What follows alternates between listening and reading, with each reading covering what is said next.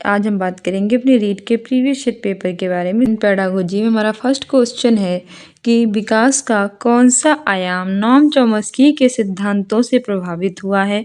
Which dimension of development is influenced by the theories of Noam Chomsky. Option A है language development, भाषा विकास। Option B है moral development, नैतिक विकास। Option C है emotional development, संवेगात्मक विकास। ऑप्शन डी है कॉग्निटिव डेवलपमेंट, संज्ञानात्मक विकास।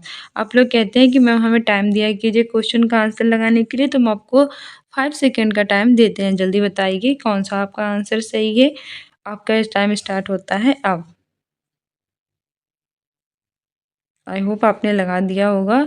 तो हमारा सही आंसर इसमें हो जाएगा ऑप्शन ए लैंग्वेज डेवलपमेंट, यानी कि भाषा विकास। ठीक है, विकास का कौन सा आयाम नॉम चॉम्स्की के सिद्धांतों से प्रभावित है। तो भाषा विकास है कि नॉम चॉम्स्की के जो सिद्धांत है उनसे प्रभावित है। हमारी एक्सप्लेनेशन से कि विकास का जो भाषा विकास है ये नॉम चॉम्स्की के सिद्धांत हैं उनसे प्रभावित है। नॉम चॉम्स्की एक भाषाविद थे और भाषा विकास के विशेषज्ञ भी थे। उन्होंने भाषा के विकास में कई सिद्धांत दिए। उनके अनुसार भाषा सीखने की क्षमता जो होती है वो जन्मजात होती है और इसे ही हम भाषा अर्जन उपकरण LAD लैंग्वेज एक्विजिशन डिवाइस कहते हैं। ये एक काल्पनिक उपकरण है जो कि बच्चों के मस्तिष्क में होता है और भाषा को सीखने में मदद करता है। 2 चीज़ें याद रखना, भाषा का जो विकास है वो किसने दिया है, नॉम चॉम्स्की ने दिया है। इन्होंने भाषा अर्जन उपकरण यानी कि LAD लैंग्वेज एक्विजिशन डिवाइस के बारे में बात की है। क्वेश्चन आता है कि LAD की बात किसने की है, तो वो की है नॉम चॉम्स्की ने। इनके अनुसार भाषा कैसी होती है, जन्मजात। नेक्स्ट क्वेश्चन है कि स्वभाव में व्यक्तिगत विभिन्नताएं आधारभूत रूप से डेस होती हैं। Individual differences in temperament are basically डेस। ऑप्शन ए है अधिगामित लर्नड। ऑप्शन बी है जन्मजात इनेट। ऑप्शन सी है एक्वायर्ड अधिग्रहित। ऑप्शन डी है कल्चरल सांस्कृतिक। तो बताइए कौन सा आंसर है। तो हमारा सही आंसर इसमें हो जाएगा tick tick 1, tick tick 2, tick tick 3, tick tick 4, tick tick 5। Now your answer is right. Option B innate यानी कि जन्मजात। स्वभाव में व्यक्तिगत विभिन्नताएं आधारभूत रूप से कैसी होती हैं, जन्मजात होती हैं। हमारी एक्सप्लेनेशन से कि स्वभाव में व्यक्तिगत विभिन्नताएं आधारभूत रूप से कैसी होती हैं, जन्मजात। स्वभाव में व्यक्तिगत विभिन्नताएं विशेष रूप से महसूस करने या कार्य करने की सामान्य प्रवृत्ति को कहते हैं। विभिन्न वंशानुगत और पर्यावरण जुड़े कारकों होती हैं। जैसे कि व्यक्तिगत विभिन्नताएं क्या होती हैं, व्यक्तिगत विभिन्नताएं यह दर्शाती हैं कि व्यक्ति एक दूसरे से कैसे भिन्न होता है। मतलब एक व्यक्ति दूसरे व्यक्ति से कैसे भिन्न है, ये कौन दर्शाएंगे, व्यक्तिगत विभिन्नताएं। अलग अलग लोगों की अलग अलग रुचि होती है, व्यक्ति अलग अलग होते हैं तो स्वाभाविक सी बात है उनके इंटरेस्ट भी अलग अलग होंगे और उनका व्यवहार इन रुचियों, उनकी पसंदों, मूल्यों, विश्वासों, इन सबसे इफेक्ट करता है। ठीक है, किससे प्रभावित होता है, इन रुचियों से, पसंदों से, मूल्यों से, विश्वासों से, इनसे प्रभावित होता है। नेक्स्ट क्वेश्चन है कि किसने व्यक्तित्व के किसी भी सिद्धांत को प्रतिपादित नहीं किया है। Who has not been propounded any theory of personality. Option A है BF स्किनर। ऑप्शन बी है सिगमंड फ्रायड। ऑप्शन सी है गॉर्डन आलपोर्ट। ऑप्शन डी है रेमंड वी कैटल। इसमें हमारा सही आंसर हो जाएगा ऑप्शन। तो हमारा सही आंसर कौन सा हो जाएगा, आपका टाइम स्टार्ट होता है अब। टिक tick 1, tick tick 2, tick tick 3, tick tick 4, tick tick 5 and now your answer is right, BF Skinner. ठीक है, किसने व्यक्तित्व के किसी भी सिद्धांत को प्रतिपादित नहीं किया, तो BF स्किनर थे।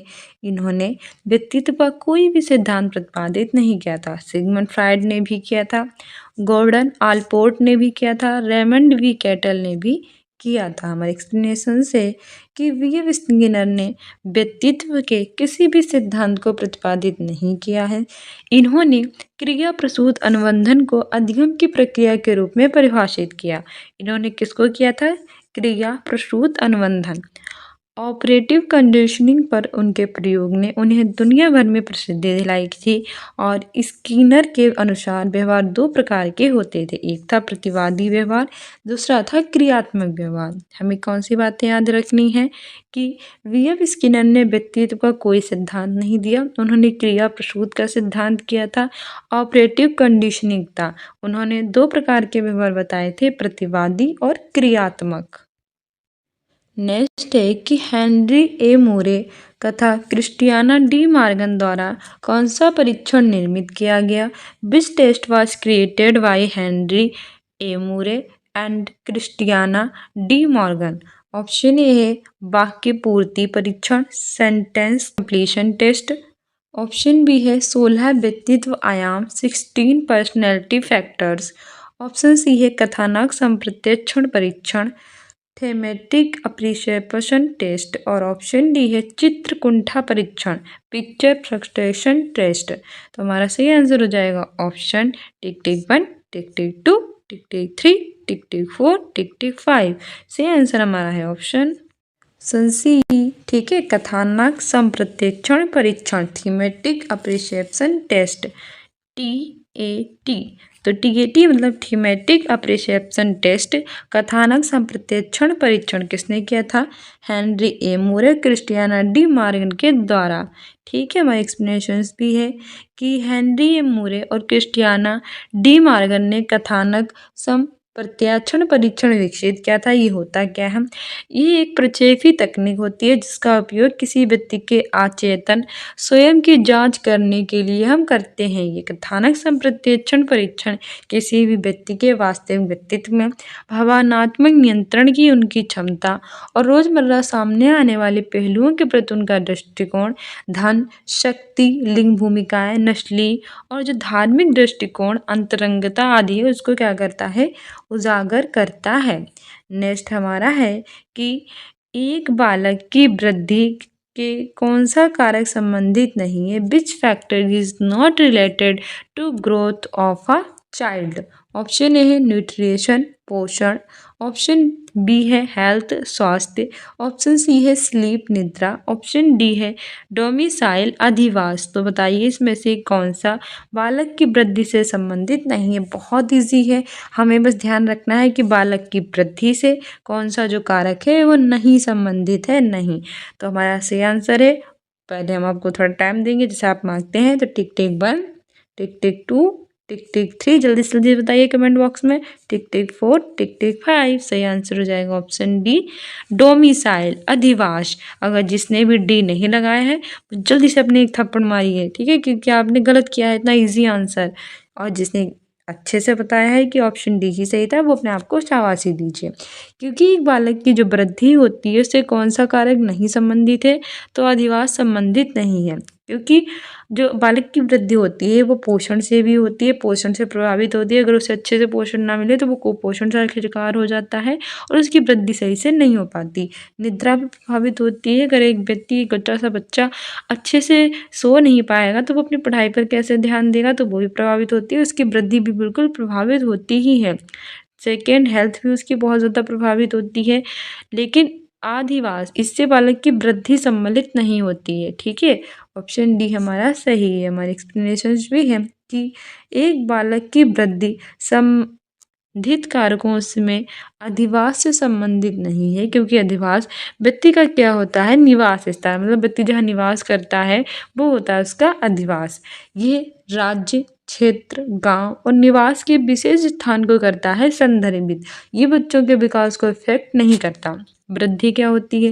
वृद्धि से तात्पर्य उसके आकार में मात्रात्मक परिवर्तन से होता है, जैसे बच्चे की ऊंचाई, उसका वजन, उसका आकार, उसके आंतरिक अंगों आदि में शारीरिक परिवर्तन कैसे होते हैं शामिल। एक बालक का विकास कई कारकों पर निर्भर करता है, जैसे कि उसका पोषण, उसका स्वास्थ्य, उसकी निद्रा, उसका पर्यावरण, उसका व्यायाम, सामाजिक आर्थिक स्थिति और उसकी भावनाएं। सारी याद रखना इम्पोर्टेंट है कि एक बालक का विकास कितने कारकों पर निर्भर करता है? कई सारे, जैसे कि उसका पोषण, उसका स्वास्थ्य, उसकी निद्रा, पर्यावरण एनवायरनमेंट, व्यायाम, सामाजिक, उसकी आर्थिक स्थिति और भावनाएं। नेक्स्ट हमारा कह रहा है कि कौन सा परीक्षण जो है वो बुद्धिमत्ता का सांस्कृतिक मुक्त अवाचिक परीक्षण है? Which test is culture free non verbal test of intelligence? Option A है बुद्धिमत्ता का समूह परीक्षण, group test of intelligence. Option B है वेस्टर वयस्क बुद्धिमत्ता मापनी, Wechsler adult intelligence scale. Option C है भाटिया बैटरी और ऑप्शन डी है हमारा स्टैंडर्ड प्रोग्रेसिव मैट्रिसेस। तो सही आंसर इसमें हमारा हो जाएगा option tick tick 1, tick tick 2, tick tick 3, tick tick 4, tick tick 5। Option D standard progressive matrices. ठीक है, कौन सा परीक्षण बुद्धिमत्ता का सांस्कृतिक मुक्तावाचिक परीक्षण है? तो स्टैंडर्ड प्रोग्रेसिव मैट्रिसेस है। हमारी व्याख्या भी कह रही है कि स्टैंडर्ड प्रोग्रेसिव मैट्रिसेस एक संस्कृति मुक्त अवाचिक बुद्धि परीक्षण है। जॉन सी रेवन ने 1940 के दशक द्वारा विकसित मानक प्रगतिशील मैट्रिक्स एसपीएम परीक्षण अमूर्त तर्क और समस्या समाधान क्षमताओं को मापने के लिए डिजाइन किया गया एक व्यापक रूप से इस्तेमाल किया जाने वाला गैर मौखिक बुद्धि परीक्षण है। इसे रेवन के प्रगतिशील मैट्रिक्स आरपीएम के रूप में भी हम जानते हैं। एसपीएम तरल बुद्धि का एक माप है जो कि अमूर्त रूप से सोचने के लिए, समस्याओं को हल करने के लिए और नई स्थितियों के अनुकूल होने की क्षमता है। ये क्रिस्टलीकृत बुद्धि का मान नहीं है जो ज्ञान और कौशल का संचय है। ठीक है, नेक्स्ट है कि which intelligence is not included in Gardner's theory of multiple intelligence. Most important है हमारा, चाहे रीट का हो Rajasthan examination of eligibility test, चाहे सीटेट का हो सेंट्रल टीचर एलिजिबिलिटी टेस्ट, चाहे यूपी टेट हो Uttar Pradesh teacher eligibility test, चाहे बिहार शिक्षक भर्ती हो, चाहे अदर कोई टीचिंग एग्जाम हो, ये बहुत ज़्यादा पूछा जाता है। ऑप्शन ए है अंतः व्यक्तित्व इंट्रापर्सनल, ऑप्शन बी है प्राकृतिक नेचुरलिस्टिक, ऑप्शन सी है सांवेगिक इमोशनल, ऑप्शन डी है अस्तित्वकारी एक्सटेंटिकल। तो बताइए कि बहुआयामी बुद्धिमत्ताओं के गार्डनर के सिद्धांत में कौन सी बुद्धिमत्ता सम्मिलित नहीं है? नहीं पूछा है। जैसे आपको पता है कि जो हार्वर्ड गार्डनर थे उन्होंने 8 प्रकार की बुद्धि दी है और इनकी एक पुस्तक भी है फ्रेम्स ऑफ माइंड। ठीक है, फ्रेम्स ऑफ माइंड है, उन्होंने मल्टीपल इंटेलिजेंस की बात की है गार्डनर ने। तो इसमें से उनके 8 प्रकार की बुद्धि में कौन सी बुद्धि नहीं है? तो हमारा सही आंसर हो जाएगा tick tick 1, tick tick 2, tick tick 3, tick tick 4, tick tick 5। सही आंसर हो जाएगा हमारा ऑप्शन सी इमोशनल यानी कि संवेगिक। क्योंकि हमने देखा था कि अंतः व्यक्तित्व या इंट्रापर्सनल इनकी बुद्धि थी, नेचुरलिस्टिक प्राकृतिक भी थी, एक्सटेंस्टिकल अस्तित्वकारी भी थी, लेकिन इन्होंने किसी कभी भी इमोशनल यानी संवेगिक बुद्धि की बात नहीं की है।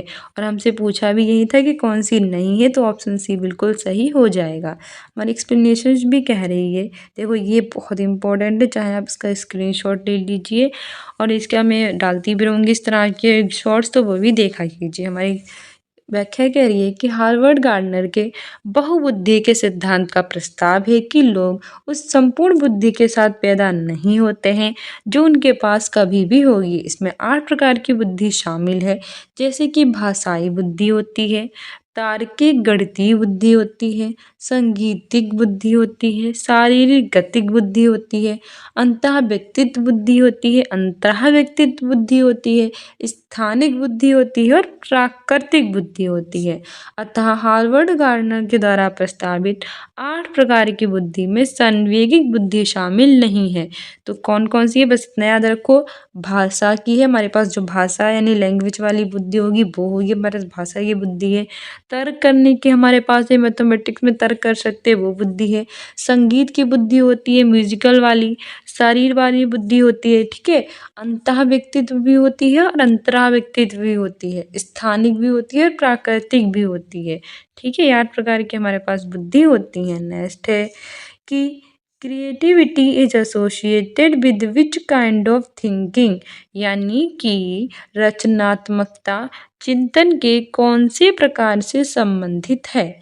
ऑप्शन ए है अत्यधिक चिंतन यानी ओवर थिंकिंग से, ऑप्शन बी है अधिचिंतन यानी कि मेटा थिंकिंग से, ऑप्शन सी है विमर्शी चिंतन यानी कि रिफ्लेक्टिव थिंकिंग से, और ऑप्शन डी है अपसारी चिंतन यानी कि डाइवर्जेंट थिंकिंग से।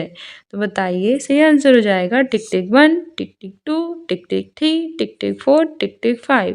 सही आंसर हो जाएगा ऑप्शन डी, अपसारी चिंतन है डाइवर्जेंट थिंकिंग से। ठीक है, रचनात्मकता की बात करें तो चिंतन के कौन से प्रकार से संबंधित है, तो ये अपसारी चिंतन से संबंधित है। हमारे एक्सप्लेनेशंस भी हैं कि रचनात्मकता चिंतन के अपसारी चिंतन से संबंधित है।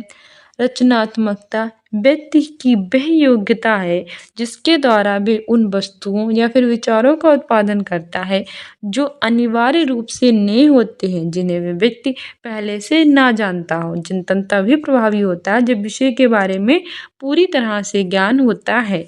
रचनात्मकता क्या होती है, ये चिंतन के जो अपसारी चिंतन है उससे रिलेटेड होती है। ये वे योग्यता है जिसके द्वारा उन वस्तुओं और विचारों का उत्पादन करते हैं जिन्हें हम अनिवार्य रूप से जो हमारे लिए नए होते हैं, जिन्हें पहले से नहीं जानते हैं। चिंतन तभी प्रभावशाली होता है जिसके बारे में हमें पूरी तरह से क्या हो, ज्ञान हो। नेक्स्ट क्वेश्चन कह रहा है कि the term mental retardation is replaced with which term, यानी कि मानसिक विमंदित पद को किस पद के साथ प्रतिस्थापित किया गया। ऑप्शन ए है बौद्धिक अयोग्यता, इंटेलेक्चुअल डिसेबिलिटी। ऑप्शन बी है मानसिक कमजोरी, मेंटल वीकनेस।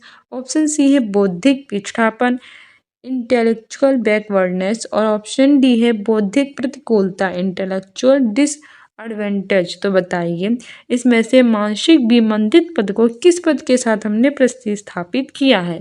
तो इसमें हमारा सही आंसर हो जाएगा tick tick 1, tick tick 2, tick tick 3, tick tick 4, tick tick 5।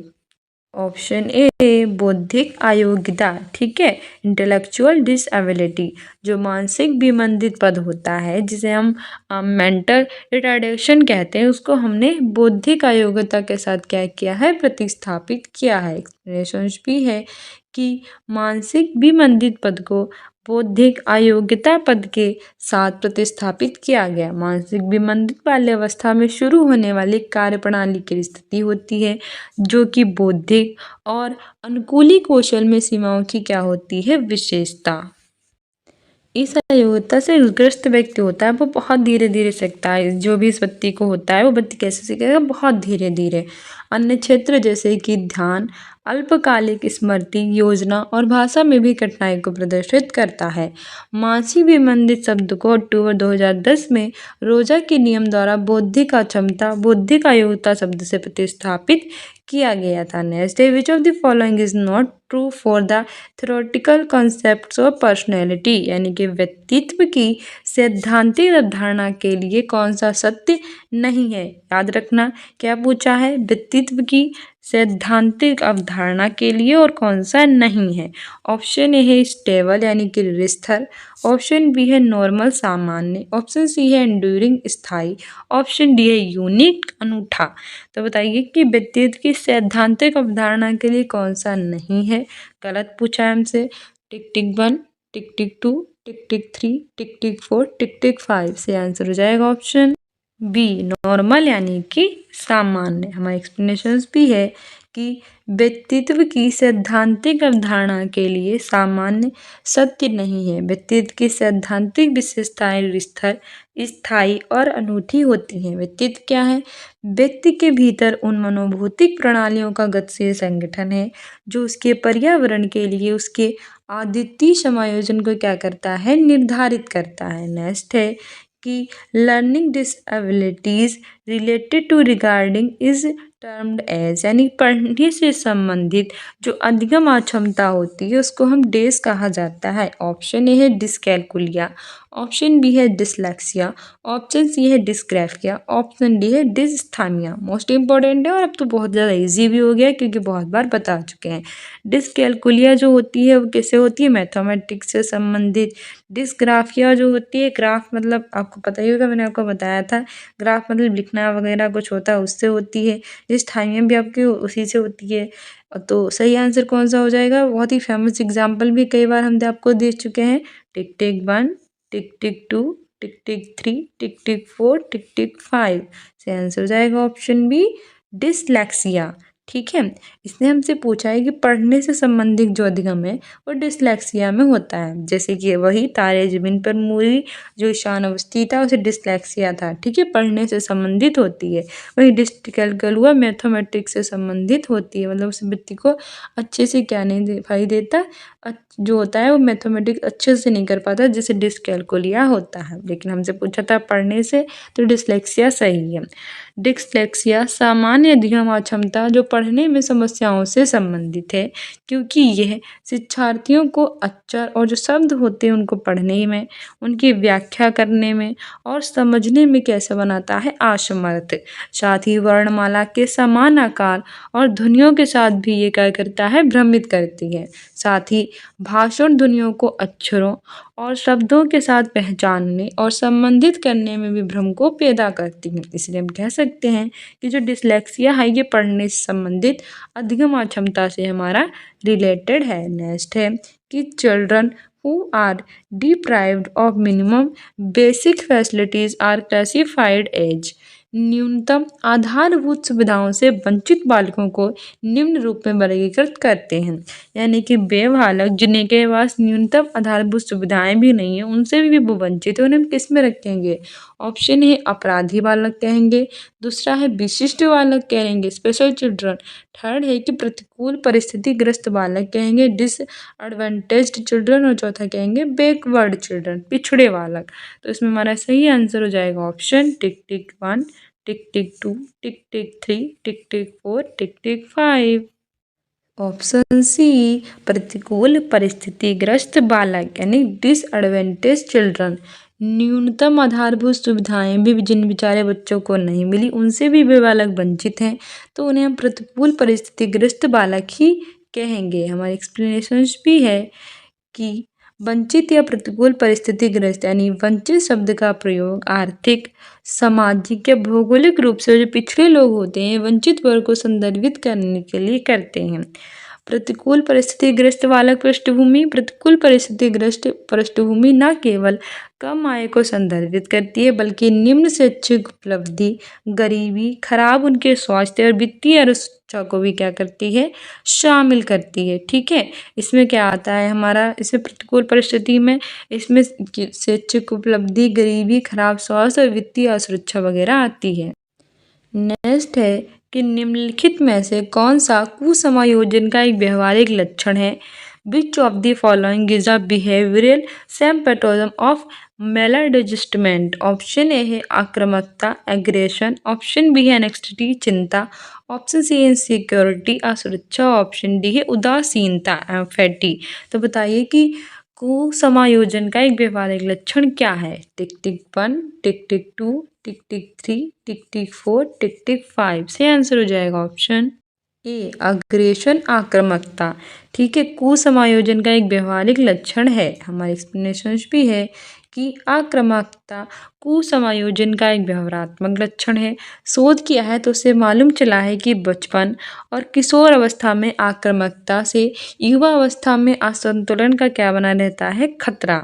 आक्रामकता मनोवैज्ञानिक असंतुलन के जो अन्य उपक्षेत्र होते हैं उनसे जुड़ा हुआ है, जैसे कि क्रोध, शत्रुता आदि। आक्रामकता क्या होती है?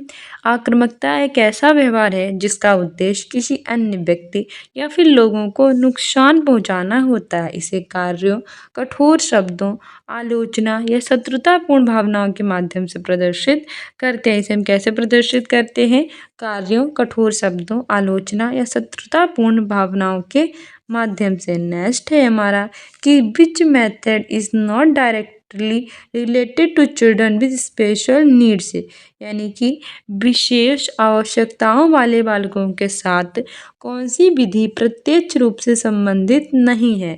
हमसे पूछा है कि विशेष आवश्यकता वाले बालकों के साथ विधि पूछिए जो प्रत्यक्ष रूप से रिलेटेड नहीं है।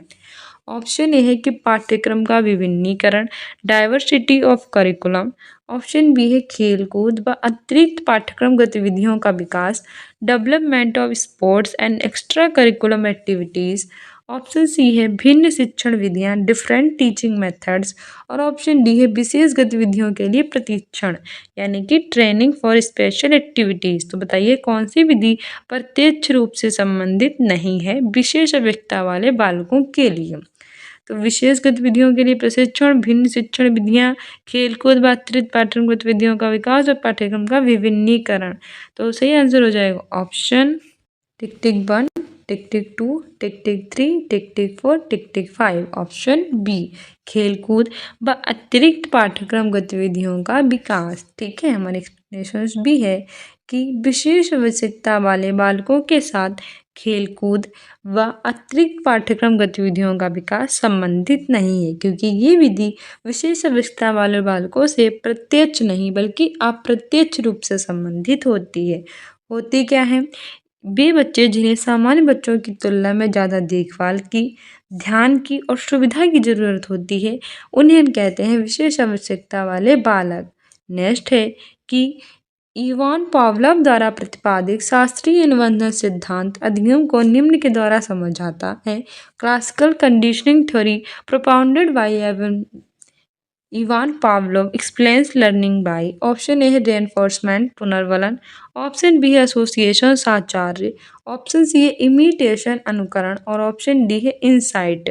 सही आंसर हमारा है टिक tick 1, tick tick 2, tick tick 3, tick tick 4, tick tick 5। Option B साहचर्य। इवान पावलोव द्वारा प्रतिपादित शास्त्रीय अनुबंधन सिद्धांत अधिगम को साहचर्य के द्वारा समझाता है। हमारे एक्सप्लेनेशन भी है कि इवान पावलोव द्वारा प्रतिपादित शास्त्रीय अनुबंधन सिद्धांत अधिगम को साहचर्य के द्वारा समझाता है। इस सिद्धांत के मुताबिक हम विभिन्न उद्दीपकों के बीच संबंध और साहचर्य बनाकर सीखते हैं। ये सिद्धांत साहचर्य और प्रतिस्थापन के सिद्धांत पर आधारित है, और इस सिद्धांत में अधिगम के विषय में हमेशा किसी न किसी तरह की स्वचालित, अनैच्छिक या प्रतिक्रियात्मक प्रतिक्रियाएं होती हैं। हमारा नेक्स्ट है कि निम्न में से कौन सी बालकों के लिए अधिगम की प्रक्रिया नहीं है। Which of the following is not a process of learning from children. Option A है रिफ्लेक्शन प्रतिबिंबन, ऑप्शन बी है आर्गुमेंट तर्क, ऑप्शन सी है परिपक्वता, और ऑप्शन डी है कल्पना इमेजिनेशन। तो सही आंसर हो जाएगा हमारा ऑप्शन, सही बताइए पहले कमेंट बॉक्स में, ऑप्शन सी परिपक्वता। ठीक है, कौन सी बालकों के लिए अधिगम की प्रक्रिया नहीं है। अधिगम यानी कि लर्निंग की कौन सी प्रक्रिया नहीं है, तो परिपक्वता नहीं है। ठीक है, प्रतिबिंबम भी है, तर्क भी है, कल्पना भी है, लेकिन परिपक्वता ये अधिगम की प्रक्रिया नहीं है। हमारी एक्सप्लेनेशन से कि बच्चों के लिए अधिगम की प्रक्रिया जो है वो परिपक्वता नहीं है। परिपक्वता एक ऐसी प्रक्रिया होती है जिसमें व्यक्ति परिस्थितियों पर प्रतिक्रिया करना सीखता है।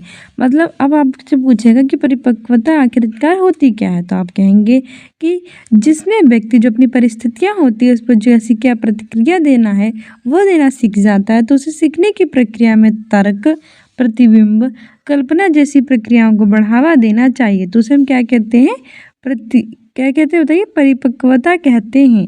और इस प्रक्रिया में हम तर्क, प्रतिबिंब, कल्पना इन प्रक्रियाओं को बढ़ावा देना चाहिए। हमारा परिपक्वता जो होती है ये आयु के साथ व्यक्तिगत व्यवहारिक या शारीरिक विशेषताओं का उद्भव जैविक या आंतरिक प्रक्रियाओं के परिणाम स्वरूप होती है, ना कि पर्यावरणीय अनुभवों के एक कार्य के रूप में। हमारा नेक्स्ट है कि the concept of reward and punishment in learning is introduced by whom। यानी कि हमारी जो लर्निंग थी, जो अधिगम थी, इसमें पुरस्कार और दंड की अवधारणा किसके द्वारा प्रस्तावित की गई।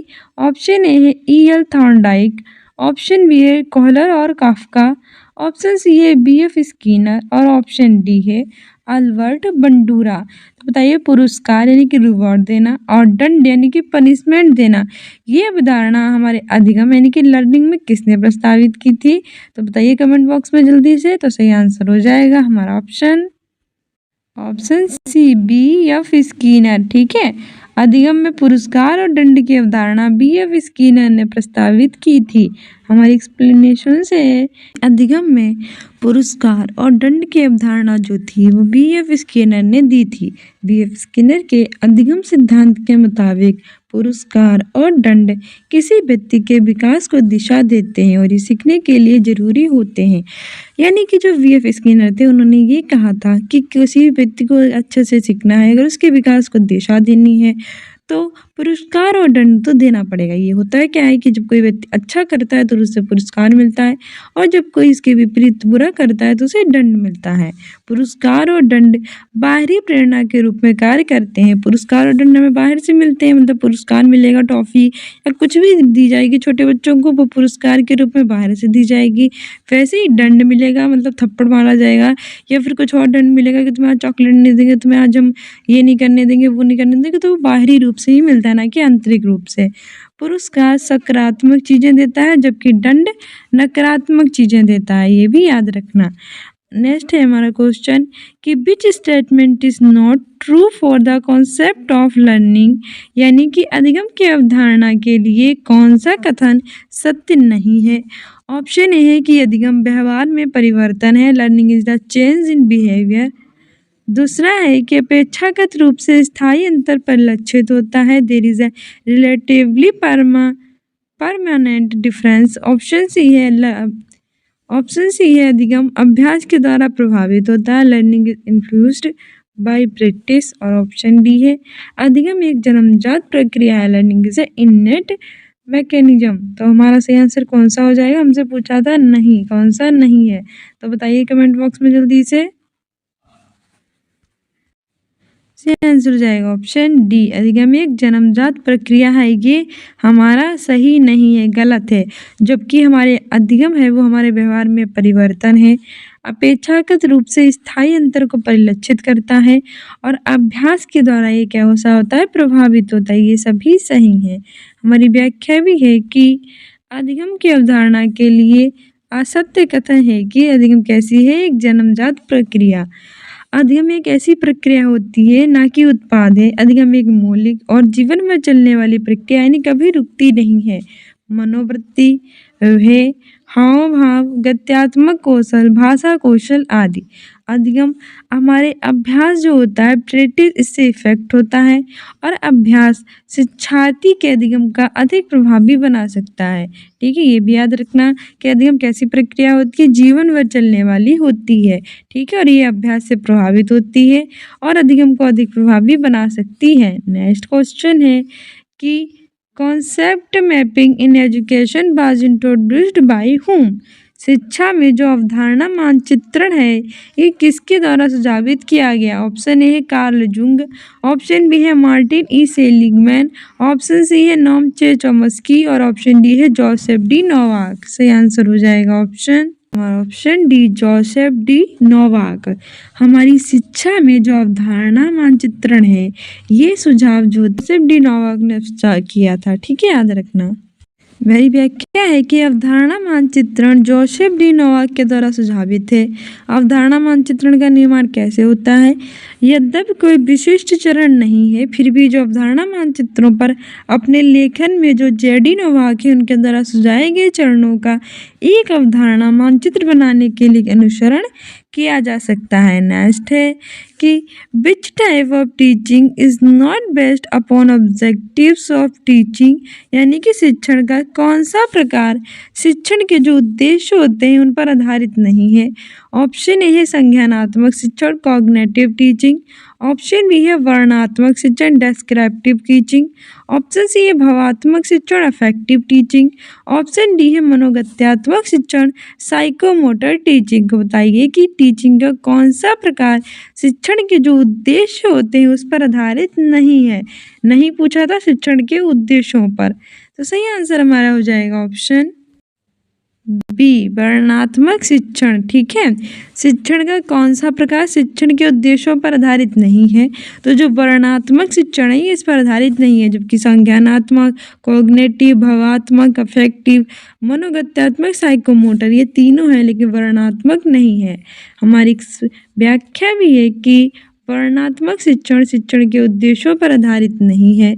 वर्णनात्मक शिक्षण एक शिक्षण की विधि होती है जिसमें किसी भी अवधारणा को विस्तार से समझाने के लिए कई जो संसाधन होते हैं इनका इस्तेमाल किया जाता है। शिक्षण उद्देश्य क्या होते हैं? शिक्षण उद्देश्य एक व्यक्ति के व्यवहार में वांछित परिवर्तन है जिसे हम शिक्षा के माध्यम से लाने का प्रयास करते हैं। शिक्षण उद्देश्य क्या होते हैं? एक व्यक्ति के जो व्यवहार होता है उसमें वांछित परिवर्तन होता है जिसे हम किसके माध्यम से लाने का प्रयास करते हैं? शिक्षा के माध्यम से। हमारा नेक्स्ट क्वेश्चन है कि निशाग्रिकता से विचारों की सूची के एकमात्र के द्वारा विशिष्ट समस्या के समाधान की समूह रचनात्मक विधि को कहा जाता है। ब्रेन स्टॉर्मिंग स्ट्रेटजी यानी मस्तिष्क विप्लव युक्ति। दूसरी है स्वामित्व अधिगम युक्ति, मास्टरी लर्निंग स्ट्रेटजी। थर्ड है समस्या समाधान युक्ति, प्रॉब्लम सॉल्विंग स्ट्रेटजी। और फोर्थ है कि अन्वेषण युक्ति यानी कि ह्यूरिस्टिक स्ट्रेटजी। तो बताइए इसमें हमारा कौन सा सही आंसर है? तो इसमें हमारा सही आंसर हो जाएगा ऑप्शन ए, मस्तिष्क विप्लव युक्ति यानी कि ब्रेन स्टॉर्मिंग स्ट्रेटजी। हमारी व्याख्या भी कह रही है कि एकाग्रता से विचारों की सूची के एकत्रण के दौरान विशिष्ट समस्या के समाधान की समूह रचनात्मक विधि को मस्तिष्क विप्लव युक्ति या फिर हम उद्दीलन विधि कहते हैं। सृजनात्मक या अभिनव समाधान की मांग करने वाली समस्याओं को शिक्षक के द्वारा छात्रों को मस्तिष्क विप्लव युक्ति के लिए प्रस्तुत किया जा सकता है। ठीक है, इसमें क्या होता है कि निशाग्रिकता से जो हमारे विचार होते हैं, जो हमारे थॉट होते हैं, इनकी सूची के एकत्रण के द्वारा हम जो समस्या है उसके समाधान की जो समूह रचनात्मकता विधि है उसे मस्तिष्क विप्लव युक्ति यानी उद्दीलन विधि भी कहते हैं। नेक्स्ट क्वेश्चन है कि कक्षा अधिगम में अभिप्रेरणा की भूमिका किस प्रक्रिया से प्रत्यक्ष रूप से संबंधित नहीं है? देखो नहीं पूछा है। Which process is not directly related to role of motivation in classroom learning? Option A है प्रगति तथा परिणाम का ज्ञान, knowledge of progress and result. दूसरा हमारा है अंतर्व्यक्तित्व समायोजन, इंट्रापर्सनल एडजस्टमेंट। थर्ड है प्रशंसा तथा आलोचना, प्राइज एंड क्रिटिसिज्म। और फोर्थ है आकांक्षा स्तर यानी कि लेवल ऑफ एस्पिरेशन। तो कौन सा हमारा जो है वो प्रत्यक्ष रूप से संबंधित नहीं है? तो सही आंसर हो जाएगा ऑप्शन वी, अंतर्व्यक्तित्व समायोजन, इंट्रापर्सनल एडजस्टमेंट। ये नहीं है क्योंकि जो अभिप्रेरणा यानी कि मोटिवेशन होता है इससे हमारी प्रगति और परिणाम का ज्ञान भी संबंधित है, प्रशंसा और आलोचना से भी होता है संबंधित, और आकांक्षा स्तर से भी होता है, लेकिन अंतर्व्यक्तित्व समायोजन से संबंधित नहीं है। ठीक है, इसलिए ऑप्शन बी सही हो जाएगा। हमारी व्याख्या भी कह रही है कि कक्षा अधिगम में जो अभिप्रेरणा की भूमिका है यह अंतर्व्यक्तित्व समायोजन से प्रत्यक्ष रूप से संबंधित नहीं है। ये होती क्या है अंतर्व्यक्तित्व समायोजन? ये एक सामाजिक कारक होता है जो कक्षा के समायोजन के लिए जिम्मेदार होता है, क्लासरूम में समायोजन के लिए जो क्या होता है जिम्मेदार। नेक्स्ट क्वेश्चन है कि राष्ट्रीय पाठ्यचर्या रूपरेखा 2005 का मुख्य दर्शन क्या है? Which is the main philosophy of national curriculum framework 2005। पहला है व्यावसायिक कुशलताएं सीखना, लर्निंग वोकेशनल स्किल्स। दूसरा है लर्निंग विदाउट बर्डन यानी कि बिना बोझ के सीखना। थर्ड है शैक्षणिक गतिविधियों को सीखना, लर्निंग को करिकुलर एक्टिविटीज़। और चौथा है कि सतत एवं व्यापक मूल्यांकन, कंटिन्यूस एंड ओवरऑल इवोल्यूशन। तो सही आंसर हो जाएगा ऑप्शन, बताइए कौन सा हो जाएगा? बहुत ज़्यादा इजी है, ऑप्शन बी कि लर्निंग विदाउट बर्डन। आपने भी सुना होगा कि किसके सीखना? बिना बोझ के सीखना। हमारी व्याख्या भी कह रही है कि राष्ट्रीय पाठ्यचर्या रूपरेखा NCF नेशनल करिकुलम फ्रेमवर्क 2005 का मुख्य दर्शन है कि बिना बोझ के सीखना यानी कि लर्निंग विदाउट बर्डन। NCF यानी कि नेशनल करिकुलम फ्रेमवर्क 2005 भारत में विद्यालयों के लिए पाठ्यक्रम, पाठ्य पुस्तकों और शिक्षण प्रथाओं के लिए दिशा निर्देश है। इसे राष्ट्रीय शैक्षिक अनुसंधान और प्रशिक्षण परिषद यानी NCERT national council of education research and training ने क्या किया है? प्रकाशित। NCF के कई सारे उद्देश्य होते हैं, जरा देख लेते हैं कौन कौन से हैं। जैसे कि बच्चों की सीखने में जो इंटरेस्ट यानी कि रुचि होती है उसको बढ़ाना, बच्चों को मूल्यवान महसूस कराना कि बच्चे बहुत ही मूल्यवान हैं, बहुभाषी शिक्षा को बढ़ावा देना मतलब कई सारी जो भाषा है उसमें शिक्षा देना, रटकर सीखने को कम करना, किसको कम करना, रट्टा मारने की पद्धति जो है उसको कम कर देना, ठीक है। बाल केंद्रीय सीखने की प्रक्रिया को बढ़ावा देना, बच्चे जो है वो सेंटर में, ना तो हमारी पुस्तकें सेंटर में होंगी, ना हमारे टीचर होंगे, ना हमारा विद्यालय होगा, सेंटर में कौन होंगे, बच्चे, यानी कि बाल केंद्रित जो है वो सेंटर में रहेंगे। हमारा नेक्स्ट क्वेश्चन कह रहा है कि which statement is not true for right to education act 2009, यानी कि शिक्षा का अधिकार अधिनियम जो 2009 है उसके लिए कौन सा कथन सत्य नहीं है। ऑप्शन ए है कि 6 से 14 वर्ष के प्रत्येक बालक के लिए निःशुल्क और अनिवार्य शिक्षा, free and compulsory education for every child between 6 to 14 years.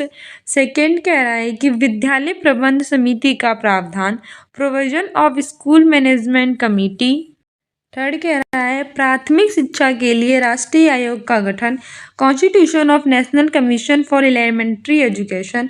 और फोर्थ है कि अध्यापक के लिए प्रति सप्ताह न्यूनतम 60 घंटों का कार्य, minimum 60 hours of work per week for a teacher. तो बताइए कौन सा सही आंसर हो जाएगा हमारा, ऑप्शन डी, ठीक है।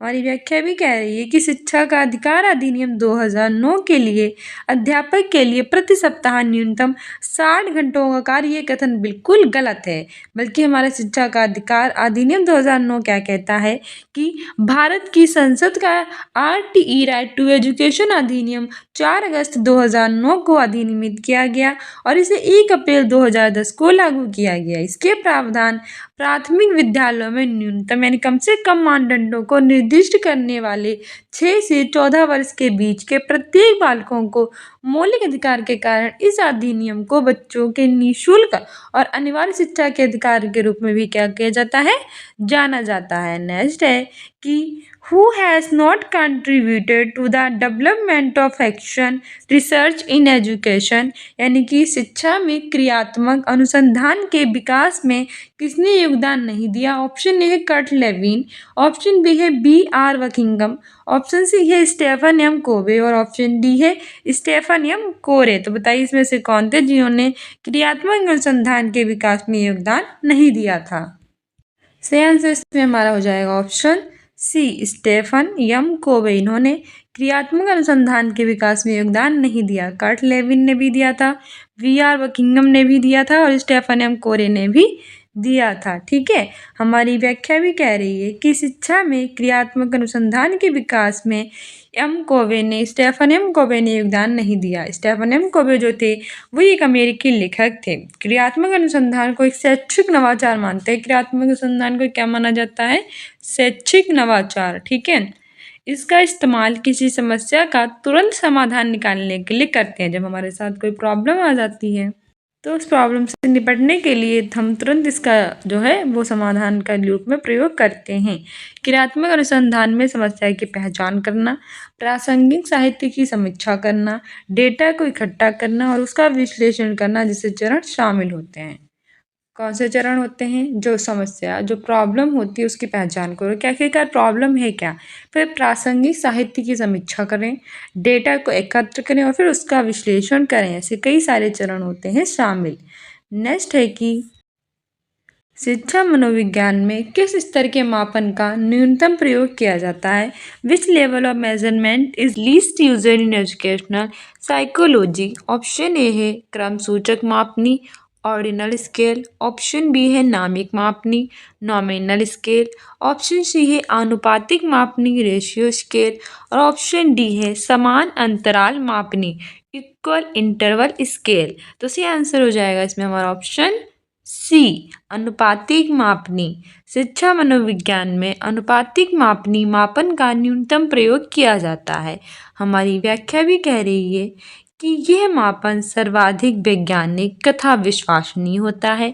इसमें अंतराल स्तर की जितनी भी विशेषताएं होती हैं सारी की सारी समाहित होते हुए परम शून्य भी होता है। यहाँ शून्य से आशय किसी विशेषण की अनुपस्थिति से होता है। इस स्तर पर परम शून्य बिंदु को मापने का वास्तविक आधार बिंदु कहा जाता है। आयोग ने इस प्रश्न का उत्तर अनुपातिक मापनी माना है, जबकि इस प्रश्न का उत्तर नामित मापनी होगा, ये भी याद रखना। नेक्स्ट है, which of the following psychologist is not related to theories of child development, यानी कि निम्न मनोवैज्ञानिकों में से कौन बाल विकास के सिद्धांतों से संबंधित नहीं है। ऑप्शन ए है जीन पियाजे, ऑप्शन बी है अब्राहम मास्लो, ऑप्शन सी है अल्बर्ट बंडूरा और ऑप्शन डी है लेव वाइगोत्स्की। सही आंसर हो जाएगा ऑप्शन बी अब्राहम मास्लो। ठीक है, निम्न मनोवैज्ञानिकों में से कौन, तो जो अब्राहम मास्लो थे वो मनोवैज्ञानिक थे जिन्होंने बाल विकास के सिद्धांतों से संबंधित नहीं है, बाकी सारे संबंधित थे। जीन पियाजे भी हैं, अल्बर्ट बंडूरा भी हैं, लेव वाइगोत्स्की भी हैं, लेकिन अब्राहम मास्लो नहीं है। हमारा व्याख्या कह रही है कि अब्राहम मास्लो बाल विकास के सिद्धांतों से संबंधित नहीं है। अब्राहम मास्लो एक अमेरिकी मनोवैज्ञानिक थे। उन्होंने मानवतावादी शरीर विज्ञान का जनक माना जाता है। यानी किसका माना जाता है? मानवतावादी शरीर विज्ञान का जनक। विकास क्या होता है? विकास शब्द किसी व्यक्ति में गुणात्मक परिवर्तन जैसे व्यक्तित्व में परिवर्तन या अन्य मानसिक और भावनात्मक पहलुओं को क्या करता है? संदर्भित करता है। नेक्स्ट है कि which method is not valid to study the role of heredity, यानी कि अनुवांशिकता की भूमिका के अध्ययन के लिए कौन सी विधि वैध नहीं है।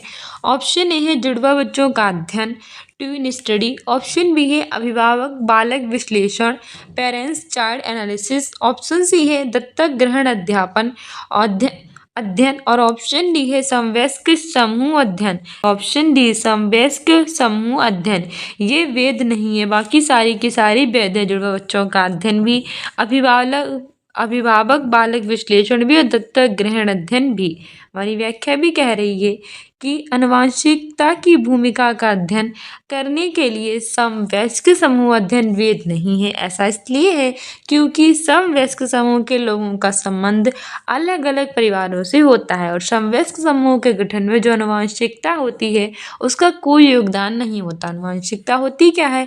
अनुवांशिकता एक पीढ़ी से दूसरी पीढ़ी में वर्णों के संचरण या माता पिता से संतानों के लिए वर्णों की जो विरासत होती है उसको संदर्भित करती है।